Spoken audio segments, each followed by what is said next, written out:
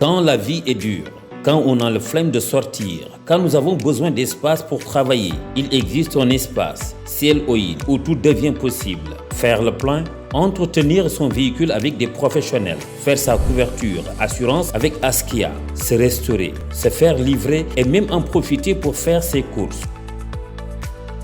À la station Ciel Oil, vous y trouverez une salle pour vos conférences, panels, ateliers, réunions ou autres cérémonies avec toutes les commodités.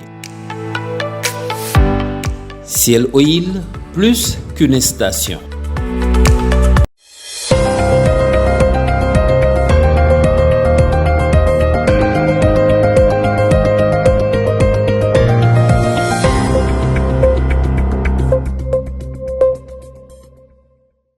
Mesdames et messieurs, merci de nous rester fidèles. Vous êtes bien sûr Sunu Kaddu TV, la presse du jour.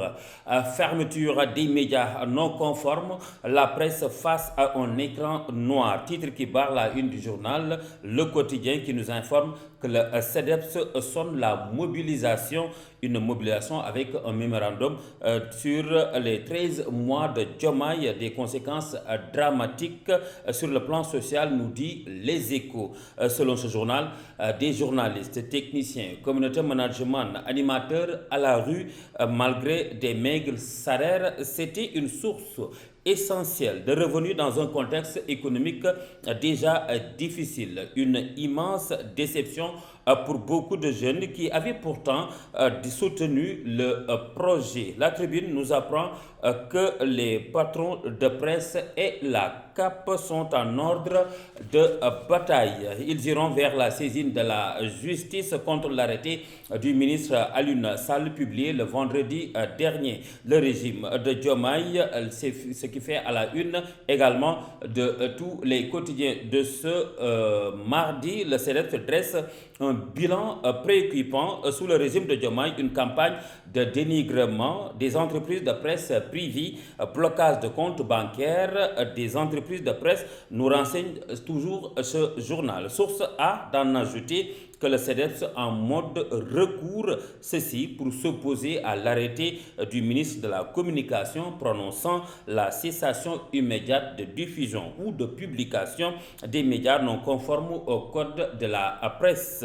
Sa presse à l'Assemblée nationale, Rewmi Quotidien nous apprend que les députés Moustapha Diop et Ndeye Saly Dieng sont convoqués ce mercredi pour audition. La machine s'emballe, ajoute l'As Quotidien qui nous révèle que les plénières sont prévues ce vendredi pour le lever de l'immunité parlementaire. L'Assemblée nationale a ratifié hier lundi la liste des membres des deux commissions ad hoc chargées d'examiner les demandes de levée d'immunité parlementaire de ces deux anciens ministres, nous renseigne Sud Quotidien qui barre à sa une la 15e législature presse le pas. Ces députés et anciens ministres sont indexés dans le cadre de la gestion des fonds force Covid-19.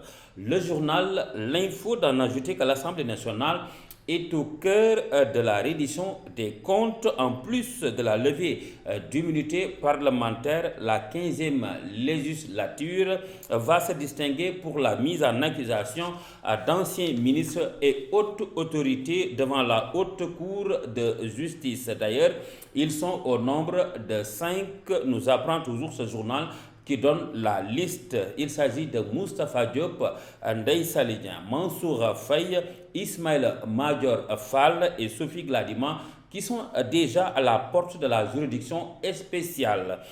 Spécialement, l'observateur, lui, revient sur d'autres dignitaires d'ancien régime cités dans une enquête de la dotation en paiement pour la construction d'un centre de surveillance pour bracelet électronique. Il s'agit de Mamadou Gueye et de Mamboy Diao, explosif selon l'Obs, qui nous explique comment l'affaire Ismaël Madior Fall a conduit à l'audition de ses anciens directeurs des domaines. Nous terminons avec Libération qui nous libère les informations sur l'affaire Ndeye Yacine Gueye, arrêté par la section de recherche. L'ancienne d'âge du ministère de l'Enseignement supérieur et actuel d'âge du ministère de l'Éducation nationale doit répondre aux questions sur des marchés d'un total de 200 millions de francs CFA passés quand elle était au ministère de l'Enseignement supérieur. Pour affaire Farbangom et Taïroussar, le juge corse le dossier. D'ailleurs, ils sont convoqués pour de nouvelles inculpations. Nous